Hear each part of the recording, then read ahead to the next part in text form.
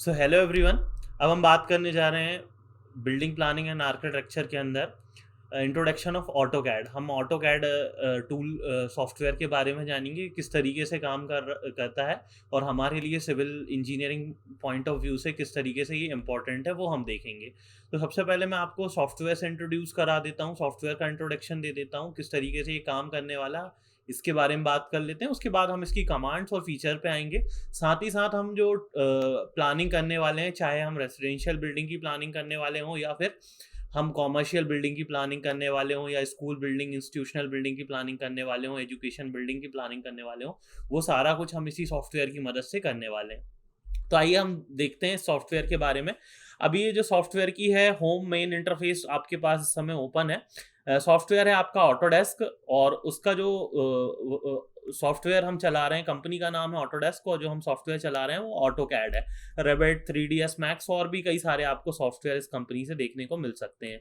2022 यानी 2022 का हम वर्जन यूज कर रहे हैं, और इसका जो फाइल का एक्सटेंशन होता है ऑटो कैड की फाइल का, वो DWG एक्सटेंशन होता है। रेविट में जनरली RVT होता है, 3ds मैक्स का मैक्स होता है या 3ds होता है। तो इस तरीके से बाकी हम जो काम करने वाले हैं वो ऑटो कैड के अंदर करने वाले हैं, तो हमारी फाइल का जो एक्सटेंशन आने वाला है वो DWG आएगा।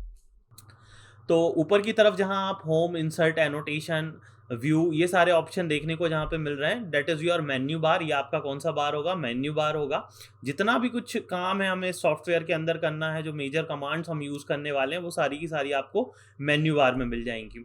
उसके भी ऊपर जहां आपको ऑटोडेस्क, ऑटो कैड का आइकन बना हुआ दिख रहा है, that is your quick access toolbar. आपको जैसे फटाफट कोई फाइल ओपन करना है, कोई नई फाइल लेनी है, अंडू करना है, रिडू करना है, तो ये बेसिक से जो स्टैंडर्ड टूल किट होते हैं वो आपको ऊपर की तरफ यहाँ पे दिए हुए हैं। ठीक है। अगर आप राइट हैंड साइड पे ऊपर टॉप कॉर्नर पे देखेंगे तो यहाँ पे एक स्टीयरिंग है, नॉर्थ साउथ ईस्ट वेस्ट, जो आपको दिख रहा है, ये आपका स्टीयरिंग व्हील है। और इस स्टीयरिंग व्हील के अंदर जहाँ आप टॉप लिखा हुआ देख रहे हैं, ये जो कॉर्नर है, that is called your view cube. ये आपका क्या कहलाएगा? व्यू क्यूब कहलाएगा। तो अगर हमें व्यू कंट्रोल करने हैं, जैसे लेफ्ट हैंड साइड से देखना है, राइट हैंड साइड से देखना है, फ्रंट व्यू देखना है, टॉप व्यू देखना है, बॉटम देखना है, तो वो सारे ऑप्शन हमारे पास यहाँ व्यू कंट्रोल की मदद से आ जाएंगे, जिनकी मदद से हम यहाँ पे देख पाएंगे। और अगर हमें आइसोमेट्रिक या पर्सपेक्टिव व्यू देखना है, तो उसके लिए भी हम किसी एक कॉर्नर पे या होम पे क्लिक कर सकते हैं। चूंकि अभी हम 2D पे काम करने वाले हैं, 2D देखने वाले हैं, तो हमारा जो सेटअप रहेगा वो टॉप के रिगार्डिंग रहेगा। नीचे की तरफ आप यहाँ पे देखेंगे तो एक आपको नेविगेशन बार मिल जाएगा, जिसके अंदर आपको फुल नेविगेशन व्हील देखने को मिलेगा, या मिनी नेविगेशन व्हील आप ले सकते हैं, जिससे जूम, एक्सटेंड या पैन, रिवाइंड, ऑर्बिट, ये सारी कमांड्स आप यहाँ पे ले सकते हैं। ठीक है। इसके बाद यहाँ पे वही सारी चीजें हैं, पैन, जूम, एक्सटेंड, ये सारी चीजें आप यहाँ पे लेंगे। व्यू कंट्रोल को आप यहाँ लेफ्ट हैंड कॉर्नर से भी कर सकते हैं। और व्यू टाइप अभी हम 2D फ्रेम रखेंगे, जब हम 3D करते हैं तो हम यहाँ रियलिस्टिक या शेडेड बाय एज ले लेते हैं। बहुत सारे ऑप्शन है, कोई भी आप यहाँ पे चूज कर सकते हैं। नीचे की तरफ आप देखेंगे तो ये आपका एक कमांड बार है। कमांड बार एक तरीके से जो आपका गूगल हिस्ट्री को सेव कर लेता है, इस तरीके से यहाँ पे भी अगर आपने क्या क्या काम करें, क्या किन किन ऑप्शंस को सेलेक्ट करा है, वो सारा कुछ इसमें बाय डिफॉल्ट सेव हो जाएगा। आपको यहाँ क्लिक अलग से करने की जरूरत नहीं है, जो भी चीजें हम करते हैं तो वो यहाँ पे अपने आप आ जाती हैं। ठीक है। नीचे की तरफ यहाँ पे अगर आप देखेंगे तो यहाँ पे आपको मॉडल, लेआउट और लेआउट 2 के ऑप्शन मिलेंगे। तो अभी हम मॉडल क्रिएट कर रहे हैं, जब हम उसे शीट पे देखेंगे तो कुछ इस तरीके से हमारे पास यहाँ पे शीट अवेलेबल होगी। जैसे आपके क्लास में आपके पास ईडी की half round imperial sheet available होती है, जिसपे आप वर्क करने वाले हैं, तो वैसी शीट भी आपको यहाँ दिख जाएगी। ठीक है। साथ ही साथ यहाँ पे आपका नीचे मॉडल और ग्रिड, स्नैप, ऑर्थो, पोलर, ओ स्नैप, ओ ट्रैक, ये सारी चीजें यहाँ आपको देखने को मिल रही है नीचे की तरफ। That is called your status bar. ये आपका कौन सा बार कहलाएगा? स्टेटस बार कहलाएगा। तो बीच में जब हम आगे कमांड्स को समझ लेंगे तो इसकी रिक्वायरमेंट पड़ेगी, तो हम यहाँ पे समझ लेंगे कि कब हमें ग्रिड ऑन करना है, कब ऑफ करना है, ग्रिड की सेटिंग हमें किस हिसाब से क्रिएट करनी है, मेजर लाइन, इक्वल स्पेसिंग, ये सारी चीजें हम डिटेल में आगे देख लेंगे। अच्छा, साथ ही साथ यहाँ पर आप देख रहे हैं, यहाँ पे आपको एक्स और वाई दो कोऑर्डिनेट दिख रहे हैं। ये आपका बेसिकली WCS के अंदर है, हम वर्ल्ड कोऑर्डिनेट सिस्टम के अंदर हैं। जब भी हम 2D पे काम करेंगे that is under the WCS, world coordinate system के अंदर आएगा। और अगर हम 3D पे काम कर रहे हैं, फॉर एग्जांपल हम कोई 3D ऑब्जेक्ट को क्रिएट कर रहे हैं, तो हम अपने आप UCS यानी यूजर कोऑर्डिनेट सिस्टम के अंदर आ जाएंगे। जब भी हम किसी चीज को यूजर अपने हिसाब से इंटरफेस को और ये व्यू पोर्ट को सेट कर पाता है, तो that is called UCS, user coordinate system. Use करने वाले हम और आप हैं यूजर, और कोऑर्डिनेट्स हैं XYZ। इसके अपोजिट भी है -X -Y और -Z। तो ये कोऑर्डिनेट्स को हम अपने हिसाब से इन कोऑर्डिनेट्स को मूव कर पा रहे हैं या रोटेट कर पा रहे हैं, तो this is called your user coordinate system. Generally जब हम 2D पे काम करते हैं तो हम WCS पे काम करते हैं, जिसमें फिक्स कोऑर्डिनेट होते हैं। X आपका हमेशा राइट हैंड साइड होगा और Y आपका हमेशा ऊपर की तरफ इस तरीके से देखने को मिलेगा। तो ठीक है, ये तो हो गया सॉफ्टवेयर का इंट्रोडक्शन, जहाँ पे हमने ये देखा कि किस तरीके से क्या क्या चीज़ें हमारे पास यहाँ पे अवेलेबल हैं, किन किन चीज़ों की हम मदद ले सकते हैं। अब हम यहाँ पे कुछ बेसिक की के बारे में समझ लेते हैं, कुछ एक की हम यहाँ पे देख लेते हैं। सबसे पहले एस्केप का की होता है आपके सिस्टम में। अगर आप अपने कीबोर्ड को देखेंगे तो ESC करके जो पहला की है लेफ्ट हैंड टॉप कॉर्नर पर, that is called your escape bar. जैसे ही आप एस्केप के की को प्रेस करते हैं, देखिए यहाँ पे कैंसिल लिखा के आ जाता है। यानी अगर आपका कोई भी ऑपरेशन लगा हुआ है या कोई भी कमांड या आप कोई भी वर्क कर रहे हैं और आपको उसको हटाना है, कैंसिल आउट करना है, तो सिंपल सा है, आपको एस्केप का की प्रेस कर देना है। Once you put the escape key, all the operation are cancelled. जो भी चीजें चल रही होंगी वो बाय डिफॉल्ट बंद हो जाएंगी। अच्छा, जब कभी आप सॉफ्टवेयर को ऑन करें तो 1 या 2 बार आप एस्केप के की को प्रेस कर लें, कुछ उसी तरीके से जिस तरीके से आप सिस्टम को ऑन करते हैं तो रिफ्रेश का बटन क्या कर लेते हैं, प्रेस कर लेते हैं। अब नाउ इसके बाद हम देखते हैं कि जैसे ही हमने एस्केप के की को प्रेस करा तो जो भी कोई कमांड चल रही थी वो क्या हो जाएंगी, वहां से हट जाएंगी, कैंसिल आउट हो जाएंगी। अब आपको क्या करना है, सबसे पहले यूनिट्स को सेट करना है। आप जिस यूनिट में काम करने वाले हैं, यूनिट कुछ भी हो सकती है, फीट, इंचेस, मीटर, ये सारी यूनिट्स हो सकती हैं। तो यूनिट्स के लिए आपका जो शॉर्टकट है वो UN है। मैं आपको पढ़ाते पढ़ाते सारे शॉर्टकट्स बताते जाऊंगा और साथ ही साथ यहाँ पे मैं कमांड्स के नाम भी बताते जाऊंगा। तो जैसे ही हमने UN टाइप करा, कमांड बार में यूनिट का जो है ऑप्शन सबसे ऊपर हमें यहाँ देखने को मिल गया। अब जस्ट आप UN पे क्लिक करें, तो इंटर करें, तो यहाँ पे आपका यूनिट का टैब जो है एक नया विंडो यहाँ पे ओपन हो गया है, जिसके अंदर हम क्या कर सकते हैं, यूनिट्स को सेट कर सकते हैं। सबसे पहले यहाँ लेंथ लिखा आ रहा है, तो लेंथ का टाइप जो है वो डेसिमल है। अगर आप फिट और इंचेस में करना चाहते हैं तो you just choose the engineering, आपको यहाँ पे इंजीनियरिंग लेना होगा। लेकिन अगर आप मान लीजिए कि काम करना चाह रहे हैं मीटर में, तो फिर आप डेसिमल ले लीजिए। अगर आप आर्किटेक्चर यानी कोई फर्नीचर का काम कर रहे होते तो मैं आपसे आर्किटेक्चर वर्क के लिए भी कह देता। फ्रिक्शनल यूनिट भी हम ले सकते हैं और साइंटिफिक भी हम इस तरीके से ले सकते हैं, लेकिन हमारा जो पर्पस है एज अ सिविल इंजीनियर वो मोस्टली डेसिमल, यानी अगर हम मीटर में काम करना चाह रहे हैं, और इंजीनियरिंग अगर हम फिट और इंचेस में काम करना चाह रहे हैं। तो पॉइंटर वैल्यू कितनी लेनी है वो आप यहाँ पे सेट कर सकते हैं। मैंने अभी इंजीनियरिंग यहाँ सेट कर दिया, और पहला कॉमा मुझे दिखा रहा है 0 के बाद जो है वो फिट के लिए, और दूसरा दिखा रहा है इंचेस के लिए। तो मैं 1 फीट 4 इंच, 3 फीट 11 इंच इस तरीके से लूंगा। तो मैं और उसमें सब इंचेस में नहीं जा रहा हूँ, यहाँ पे रुक जा रहा हूँ। अच्छा, यहाँ पे एक कंफ्यूजन होता है बच्चों को कि सर लेंथ लिखा हुआ है तो ब्रेड्थ एंड हाइट नहीं है। नहीं बेटा, लेंथ का मतलब ये हुआ length of X axis, length of Y axis and length of Z axis. यहाँ पे विड्थ हाइट को अलग से स्पेसिफाई नहीं किया हुआ है। अगर जैसे आप यहाँ पे लेंथ देख रहे हैं तो लेंथ X एक्सिस के लिए है, लेंथ Y एक्सिस के लिए है, लेंथ Z एक्सिस के लिए। तो आपका बाय डिफॉल्ट विड्थ हाइट उसमें सेट हो गया, तो अलग से आपको कोई सेट करने की जरूरत नहीं है।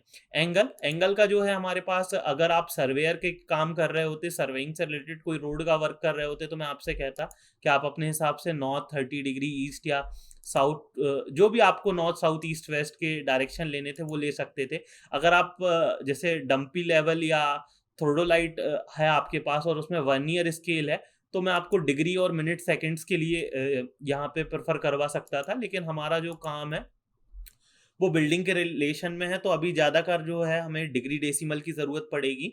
यानी कि हमारा एंगल जो है 0 से 360 डिग्री के बीच में होगा। अगर आप यहाँ पे क्लॉकवाइज पे चेक बॉक्स कर लेते हैं तो आपका जो एंगल है वो क्लॉकवाइज डायरेक्शन में चलेगा। यहाँ पे आपका ईस्ट का जो रेफरेंस माना गया वो 0 डिग्री माना गया है। इसको समझने के लिए हम यहाँ पे डायरेक्शन वाले टैब पे क्लिक करेंगे तो यहाँ पे आप देखिएगा ईस्ट 0 लिखा हुआ आ रहा है, नॉर्थ 270 लिखा आ रहा है। इसका मतलब ये है कि ईस्ट यहाँ पे जो है, यहाँ से हम यहाँ साउथ पे गए तो देखिए साउथ 90 डिग्री हो गया है, ये जो एंगल बना है वो 90 डिग्री बना है। अगेन ईस्ट के जब हम अपोजिट में आ जाते हैं वेस्ट में तो टोटल 180 डिग्री एंगल हो जाता है, नॉर्थ पे 270, अगेन हम यहाँ पे आएंगे तो 0 या 360 डिग्री हो जाता है। अगर अभी मेरा नॉर्थ 270 दिखा रहा है, देखिए अगर मैं इसे अनचेक करूंगा और अब मैं देखूंगा तो अब मेरा जो नॉर्थ पहले 270 दिखा रहा था वो कितना आ गया, 90 डिग्री आ गया। तो आपकी सहूलियत के ऊपर डिपेंड करता है कि आपको चेक बॉक्स में क्लॉकवाइज लेना है या एंटी क्लॉकवाइज काउंटर क्लॉकवाइज लेना है। मैं काउंटर क्लॉकवाइज लूंगा तो मेरा ईस्ट जो है वो 0 डिग्री है, नॉर्थ 90 डिग्री है, वेस्ट 180 डिग्री है, साउथ पे मेरा जो है पहले नॉर्थ पे 270 आ रहा था, मेरा साउथ पे 270 आ रहा है। तो इस तरीके से हो रहा है। आप बीच में भी कभी इसको यूज करते करते चेंज कर सकते हैं।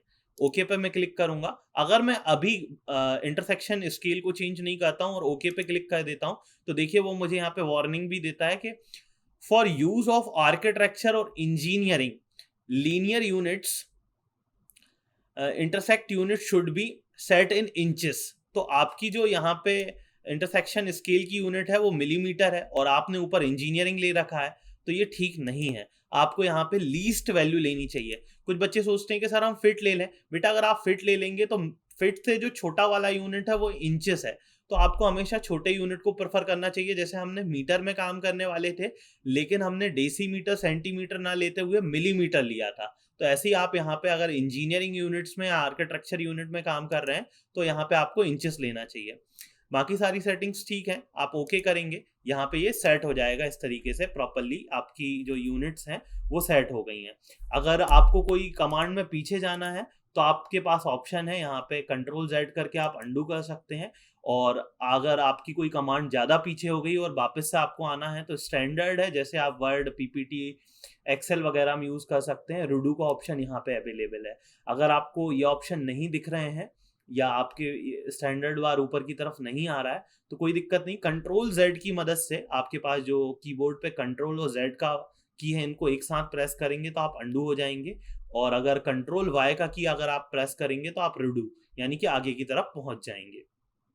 साथ ही साथ क्या होता है कि कई बार हम कोई कमांड ले लेते हैं, फॉर एग्जांपल मैं एक लाइन कमांड से यहाँ पे कुछ रैंडम क्लिक्स से कुछ क्रिएट कर देता हूँ। अब ये अननेसेसरी लाइन आ गई है और इनको हटाना है, तो सिंपल आप लाइन को सेलेक्ट करिएगा और अपने कीबोर्ड पर डिलीट का बटन प्रेस कर दीजिएगा। जैसे ही आप डिलीट का बटन प्रेस करते हैं वो लाइन हट जाती है। अगर आपको 2 लाइनें डिलीट करनी है आप 2 को सेलेक्ट करके डिलीट कर सकते हैं।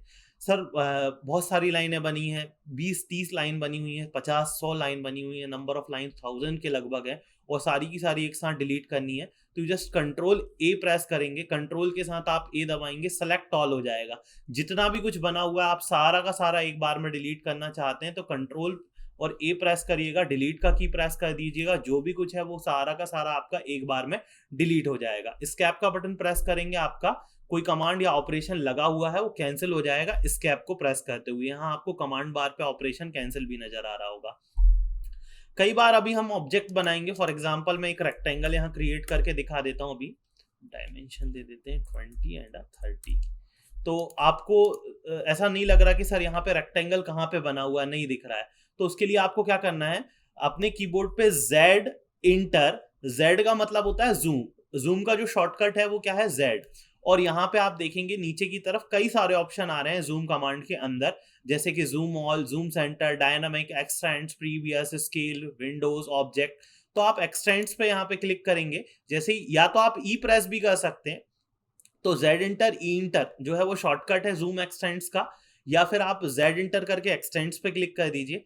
तो जो रेक्टेंगल मैंने 20x30 का क्रिएट करा था वो यहाँ पे आपको दिख रहा होगा, यहाँ पे वो 20x30 का रेक्टेंगल यहाँ बन के आ गया है, जो पहले काफी छोटी स्क्रीन होने के कारण हमें नहीं दिख रहा था। यहाँ पे आपके नेविगेशन बार में उसका शॉर्टकट भी दिया है जूम एक्सटेंड्स। तो जैसे ही आप जूम एक्सटेंड्स पे क्लिक करेंगे तो ये आपका यहाँ पे जो है स्क्रीन पे प्रॉपर आ जाएगा, fit to screen, full screen आ जाएगा, जिससे अगर कोई ऑब्जेक्ट बहुत छोटा बना है जिसके कारण नहीं दिख रहा है तो वो हमें दिखने लगेगा, या ऑब्जेक्ट बहुत बड़ा बना हुआ है, उसकी लाइनें चारों बाहर की तरफ गई हुई हैं और वो नहीं दिख रहा है, जैसे ही आप जूम एक्सटेंड्स पे क्लिक करेंगे आ जाएगा। आप काम करते करते बीच में भी जूम एक्सटेंड्स के ऑप्शन पे क्लिक कर सकते हैं, जिससे आपकी स्क्रीन क्या हो जाएगी, सेट हो जाएगी।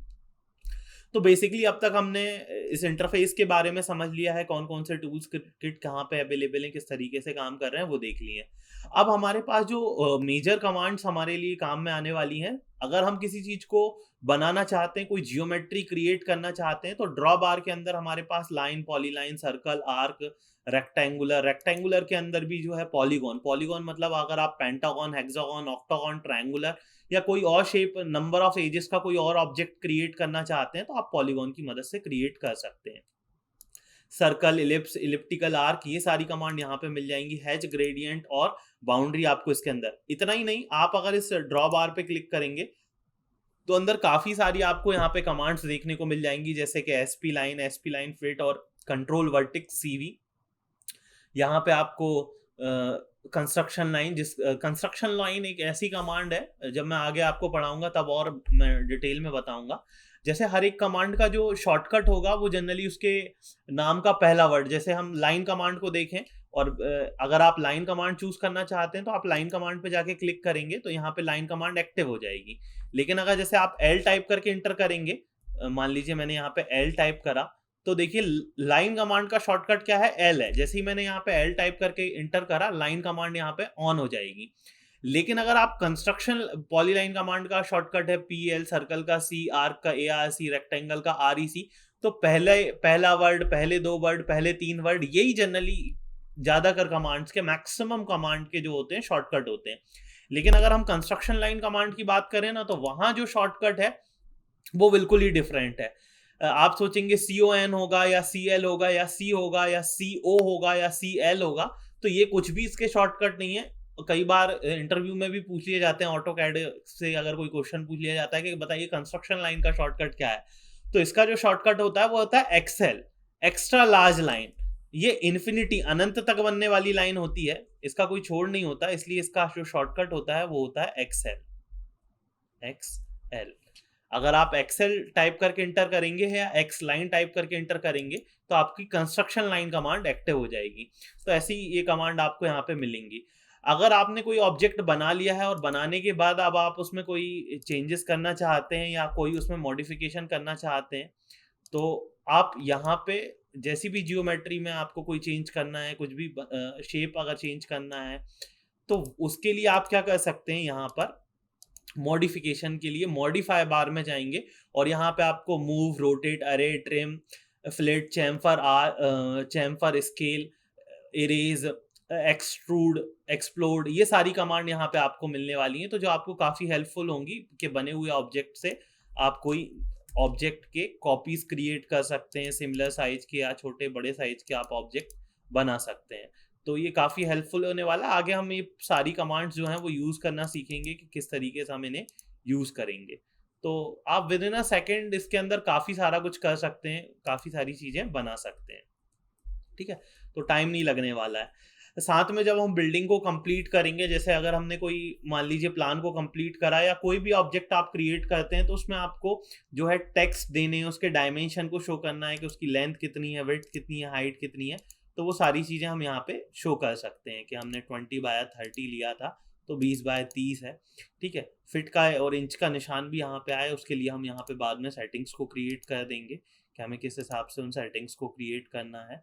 क्योंकि अभी जो हमारी यूनिट्स का सेटअप है वो डेसिमल में है, इंजीनियरिंग में हमने यूनिट सेट करी हैं, तो अभी हमने यूनिट्स को सेट करने के बाद यहाँ पे जो प्राइमरी यूनिट्स हैं उनकी सेटिंग नहीं करी है, इसलिए वो इस तरीके से दिखा रहा है। अदरवाइज अगर मैं इसे इंजीनियरिंग कर दूं और 0 0 कर दूं तो एक जगह पे 12 इंच लिखा के आएगा, सॉरी 18 इंच के आसपास लिखा के आएगा इस तरीके से। 1 फीट 8 इंच और 2 फीट 6 इंच, क्योंकि मैंने जब वैल्यू टाइप करी थी तो फिट और इंचेस के सिंबल नहीं लगाए थे, इसलिए वो इस तरीके से दे रहा है।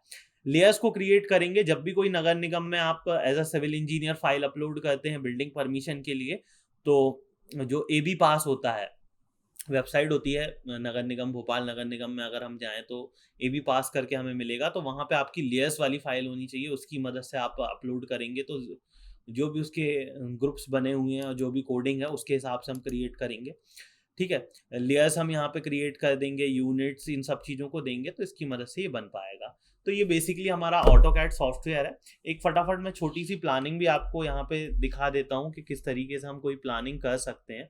तो जैसे मान लीजिए कि मैंने एक 20 फीट बाया माफ़ करिएगा 20 बाय 30 का कोई प्लॉट लेके हम कोई प्लानिंग यहाँ पे करेंगे। तो प्लानिंग हम डिटेल्स में देखेंगे। अभी हम यहाँ पे आगे हम कमांड्स देखने वाले हैं कि कौन कौन सी कमांड है और किस तरीके से हमें यूज़ करना है।